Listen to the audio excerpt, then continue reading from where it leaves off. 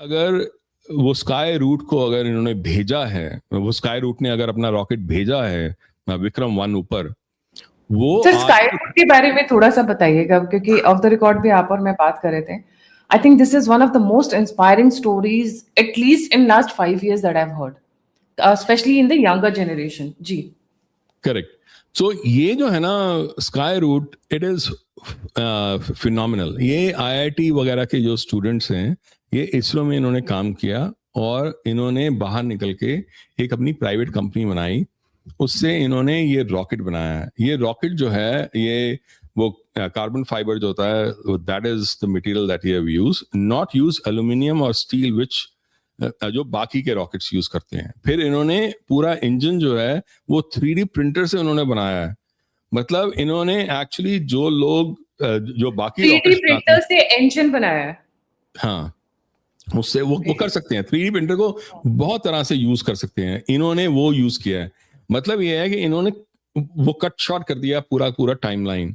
मतलब ये हर महीने अगर ये चाहें और इस तरह से आगे बढ़ते रहे, तो हर महीने they can actually send rocket to the space. Means जो इलॉन मस्क आज कर रहा है, within a matter of maybe like 1 or 2 years they will be able to also do, which is a phenomenal thing. और यही नहीं है एक स्टार्टअप, और भी स्टार्टअप्स हैं. जो बाकी स्टार्टअप्स जो आ रही हैं अभी स्पेस में, वो वैसे ही रीडॉकिंग करेंगी जैसे इलॉन मस्क का करता है. इनफैक्ट ये जो है Skyroot, this is the first private company to have sent a rocket into space in the first attempt successfully. Elon Musk ने भी नहीं किया था ये. तो ये सोचने वाली बात है कि with in a matter of 5 to 10 years ऐसा क्या हो गया भारत के अंदर कि भारत का यूथ सिर्फ, क्योंकि अगर आप देखो पहले की जो आईटी कंपनीज या टेक्नोलॉजी कंपनीज बनती थी, वो सिर्फ कॉस्ट आर्बिट्राज करती थी. टीसीएस ले लो, ये बाकी जितनी वो आईटी की कंपनीज हैं, वो सब यही काम करती थी. कोई रियल पाथ ब्रेकिंग काम होता नहीं था. ये पाथ ब्रेकिंग काम हुआ है जो छोटे बच्चे कर रहे हैं. मतलब इन द सेंस उनका एवरेज एज जो है स्काई रूट की पूरी कंपनी का, वो 28 years है. 28 और आप years. बता रहे थे कि ये कार्बन फाइबर से इन्होंने बनाया हुआ है पूरा का पूरा. हाँ, तो वो they have not actually use the aluminium और steel. They have use something that is powerful enough and light enough. तो ये इन्होंने पूरा उसका पैराडाइम ही चेंज कर रख दिया है. मतलब, और ये कर रहे हैं. अग्निकुल एक और है जो वो एक और कंपनी है, वो तो पूरा रीडॉकिंग करेगी वापस आके. मतलब वो कह रहे हैं हम अपना जो रॉकेट है उसको 100% रीयूजेबल बनाएंगे. मतलब वो ऊपर जाएगा फिर वापस आएगा और वो रीडॉक करेगा, फिर हम उसको बाहर भेजेंगे. मतलब पर अभी क्या होता है, अभी रॉकेट गया स्पेस में, उसने सैटेलाइट लॉन्च किया और वो फिर स्पेस में ही गुम हो जाता है ना. हाँ, तो ये क्योंकि वो वापस जल आ जाता है. जाएगा. हाँ, जैसे इलॉन मस्क आता है, और सिर्फ आएगा ही नहीं वापस, वो आके अपने आप को रीडॉक करेगा जैसे इलॉन मस्क का करता है. अपने आप आके अपने सेटअप में वापस सेट हो जाएगा. हाँ, जहां पर वो अपने लॉन्च पैड में वापस आके बैठ जाता है. फिर आप उसको भरोगे, फिर आप उसको भेजोगे, फिर आके वो डॉक करेगा. वो ऐसे, वो इलॉन मस्क का ऐसे ही चलता है. That is why he has created Starlink. आगे आने वाले टाइम में अगर इंडिया को वैसा एक बनाना है फ्यूचर, तो they will have to do something like this. और यही ये जो पूरा स्टार्टअप पॉलिसी है, अभी तो पूरी एजुकेशन पॉलिसी जो ये बना रहे हैं, वो तो अभी तक पूरी अनलीश हुई नहीं है. मतलब अभी तो स्टार्ट हुआ है उसका जो वो रीस्ट्रक्चरिंग है. क्या है कि पहले क्या होता, एक वो दो चीजें हैं. एक तो ये है कि हमारा बहुत सारा जो यूथ है और बहुत सारे पॉपुलेशन, वो 2 इंडस्ट्रीज में है या 2 एरियाज में, एग्रीकल्चर और dairy. They are the most inefficient sectors in India. The most inefficient मतलब इन द सेंस, जितने लोग उसमें काम करते हैं, जितनी उसमें आउटपुट होती है, that is one of the worst in the world. तो उनको वहां से निकाल कर कहीं और लेके जाना है जहां पे उनका वो बेटर हो. अब जब स्टार्टअप्स बनती हैं, जब सपोज करो, एक मैं एग्जांपल देता हूं जो सब देखते होंगे, जैसे अर्बन कंपनी है. अब अर्बन कंपनी के साथ बहुत सारे लोग जुड़ते हैं, अपनी सर्विसेज देते हैं, अपने प्रोडक्ट्स देते हैं. वो पहले पॉसिबल नहीं था, पर उसके लिए आपको वोकेशनल ट्रेनिंग की जरूरत पड़ेगी. वो वोकेशनल ट्रेनिंग, और वो लोग जो पहले कुछ नहीं करते थे, जो सीधे जाके हल जोतते रहते होंगे और वो इनएफिशिएंट वे से एक्चुअली एग्रीकल्चर करते होंगे, वो they will actually move towards all these things, और वो हो भी रहा है आज। सो ये बातें सुन के I am feeling so fascinated. 28 साल के बच्चे इतने बड़े बड़े काम कर रहे हैं। अग्नि कुल जो अभी आपने बताया, अच्छा नाम भी इन्होंने कैसे कैसे रखे, अग्नि और कुल, इट इज अमेजिंगली इंस्पायरिंग। तो ये मतलब this is, we want that kind of kids, we don't want this cockroach on the Jantar Mantar पे। तो जी, तो ऐसा क्या खास कर रहे हैं धर्मेंद्र प्रधान जो आपको लगता है जिसकी वजह से ऐसे और फैसिलिटेट होगा? जैसे स्काई रूट है, कई लोग बोल रहे हैं ये प्राइवेट कंपनी है, इन लोगों का प्राइवेट हार्डवर्क है, गवर्नमेंट का इसमें कोई लेना देना नहीं है। A lot of people are putting तो forward अगर ऐसा होता तो पहले क्यों नहीं हुआ? आपको मैं कहानी बताता हूँ जो इस बात को बड़े अच्छे से समझाएगी। वो जो यहाँ के जो सेकंड और सिक्स जो यूएस के प्रेसिडेंट थे, एक तो थे जॉन एडम्स और दूसरे थे जॉन क्विंसी एडम्स। उनका जो जॉन क्विंसी एडम्स का जो ग्रैंडसन था, उसका नाम था ब्रुक्स एडम्स। ब्रुक्स एडम ने किताब लिखी थी law of civilization and decay. उसने ये लिखा था एक्चुअली इंडस्ट्रियल रेवोल्यूशन इसलिए हुई क्योंकि 1757 में वो हुआ था बैटल ऑफ प्लासी इंडिया में, जो उसकी लूट आई उसकी बेसिस पे 1760 के बाद इंडस्ट्रियल रेवोल्यूशन शुरू हुई। क्योंकि कहते हैं, तो उसने बड़े अच्छे से एक्सप्लेन किया। उसने कहा था कि ऐसा नहीं है कि ये चीजें पहले नहीं थी, ऐसा नहीं था कि स्टीम इंजन पहले कभी यूज नहीं हुआ था, ऐसा नहीं था कि प्रिंटिंग प्रेस पहले नहीं थी, वो थी, पर उसके जो उन्होंने जो चेंजेस लाए, जो इनोवेशंस लाए, वो इसलिए ला पाए क्योंकि उनको पैसा मिला। क्योंकि जब वो लूट, जब 6 लाख टन का जब वो आया वहां पर, वो सोना जब यहाँ आया वो यूके में, तो उन्होंने क्या किया, उन्होंने उसको उससे आगे पैसे बने और क्रेडिट एक्सपेंशन हुई। वो पैसे और क्रेडिट एक्सपेंशन की वजह से they actually were able to unleash the industrial revolution. वो पहले नहीं हुआ था। वो कहता है ये ऐसे है जैसे सॉकेट होता है ना वो दीवार में जो इलेक्ट्रिसिटी का, कहते हैं, वो कहता था कि पैसा, money is like the electricity. आप सॉकेट लगा के रखो, मतलब इनोवेशन रख लो, पर आपकी वो इनोवेशन कहीं जाएगी नहीं, वो वहीं की वहीं खड़ी रहेगी, क्योंकि उसका कोई फायदा नहीं होगा। जब उस सॉकेट के अंदर जब इलेक्ट्रिसिटी आएगी तभी वो जो है वो सॉकेट का फायदा है, वरना कोई फायदा नहीं है। तो वही चीज है यहाँ।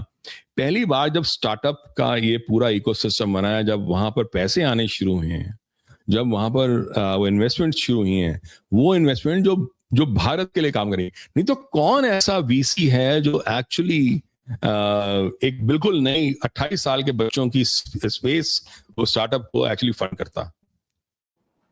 अब ये तो देखो ना। तो ये चीजें जो हैं ये अब शुरू हुई हैं, जो पहले नहीं थी। ये बिल्कुल वैसा ही है जैसे जो इंडस्ट्रियल रेवोल्यूशन शुरू हुई थी। With in a matter of 5 to 10 years, पूरा UK was completely changed. With in a matter of 5 to 10 years, actually industrial revolution की वजह से UK went 50 years ahead of the rest of Europe, सिर्फ इसी वजह से। तो मैं ये बताने की कोशिश कर रहा हूं कि why this is such a big change, right? तो ये जो चेंज है, ये तो ये सेम जो न्यू एजुकेशन पॉलिसी आ रहा है उसके अंदर स्टार्टअप्स, मतलब ऐसा एनवायरनमेंट क्रिएट किया जा रहा है जो स्टार्टअप्स के लिए या एक्सपेरिमेंटल किड्स के लिए बहुत बूस्टिंग होगा। क्योंकि आगे आने वाला टाइम अलग है। हमारी एजुकेशन काम नहीं करेगी डिग्रीज काम नहीं आएंगे। आप ये तो अंडरस्टूड है। डिग्रीज तो आप बीए पास कोई करते थे लोग, तो उसका क्या वैल्यू थी? 0। अगर उनको आपने प्लम्बिंग सिखाई होती तो शायद ज्यादा फायदा हो गया होता, राइट?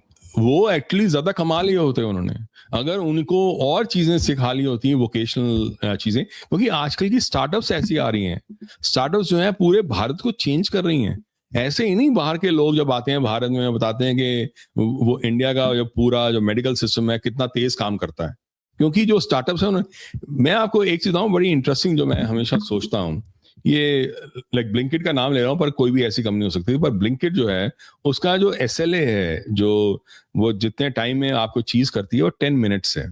10 मिनट्स का उन्होंने रखा हुआ ना टाइम।